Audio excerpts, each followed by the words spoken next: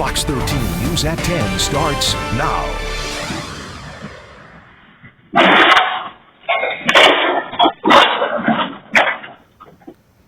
Well, if you thought police chases, stunt driving, street racing were all you had to worry about when taking to the roads in Memphis, think again. Look at this video. I'm going to let this video play one more time.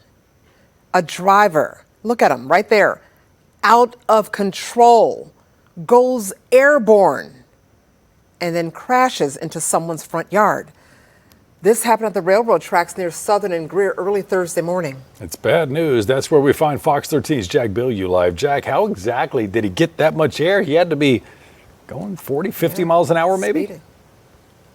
Well, Daryl and Darcy, the evidence is all right here in front of me. That driver was headed up Greer towards Southern, but instead of turning onto the road, he plowed straight through the intersection. You can see those tire tracks on this berm leading up to the railroad tracks. When he hit the top here, he launched off and went airborne.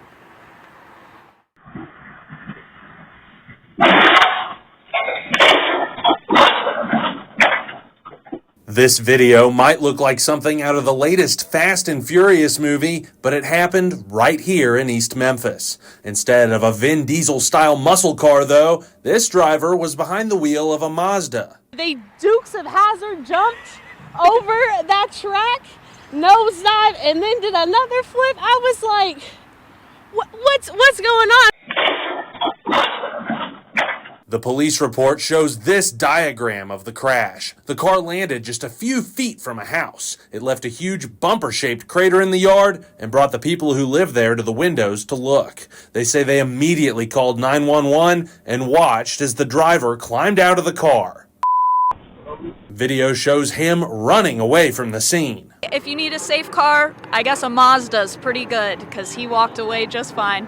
Witnesses say he came back a few minutes later and brought his girlfriend, the car's owner, with him. Officers say they found him walking up Southern, and he was cited for driving without a license, failure to maintain safe lookout, and failure to maintain proper control. That driver blamed the crash on fog and was not charged with driving under the influence. That's kind of comforting to know he wasn't at least driving drunk. Yeah, he definitely failed to maintain control. Witnesses say his girlfriend was inconsolable when she got to the scene and saw her car. They had this message for her. Dump him. Yeah.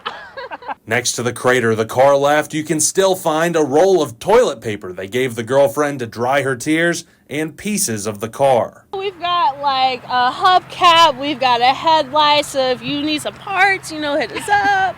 The people who live there say they're glad the car didn't hit their house, and every time they look at that crater, it'll serve as a reminder of just how dangerous Memphis roads can be. If anybody wants to talk about Memphis drivers, I got the footage for them to show them what it's like out here. It's rough in these streets. Officers say that driver went to St. Francis with a head injury, but that injury was not life-threatening. Fox 13's Jack Bilyeu live. And Jack, you talked earlier about the fact that the girlfriend caught up with him. Bet she wasn't happy because that was her car. Is that right? Yeah, that was her car that he was driving. According to the police report, he told her he was going to a basketball game. So just imagine that, your significant other going to a basketball game, and then boom, your car's gone.